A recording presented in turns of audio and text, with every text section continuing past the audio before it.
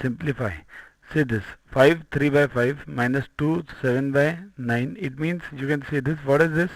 This is divisor. This is remainder. 3 is remainder. 5 is dividend. Sorry, this 5 is quotient. This 2 is quotient. This 1 is quotient. And 3 7 2 are remainders. For solving this, first convert all these mixed fractions into simple fractions. Means 5 5 is 25 plus 3 28. Similarly for others. And then what you do is follow BODMAS rule. Now what is BODMAS? Bracket open, then divide, then multiply, then addition, then subtraction. So here follow again the same rules. So bracket open, there is no bracket. Now divide. Is there anything of division? No. Then multiplication? No. Then addition? Yes, there is an addition. So while adding, what you do is check for the common denominator. See this 5 5.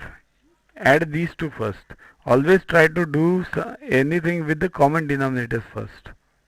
So you get 28 plus 2, 30 upon 5 minus 25 by 9 minus 17 by 15. Now bring this to the lowest form. It will be, so you get 6 upon 1 minus 25 by 9 minus 17 by 15. Now you have to solve this. For solving this, always remember, get the LCM of these denominators 15, 9 and 1. So using the LCM method, 15, 9 and 1, 3 5s are, then 5 1s are 3 as it is. You can check this. This is also available in 5th standard as well as 4th standard. So the LCM is 45. Now we have to bring every 45 below in the denominator. So common number in the denominator is 45. So 45, how will 45 come over here? 1 into 45. So 6 into 45. 6 into 45 is 270.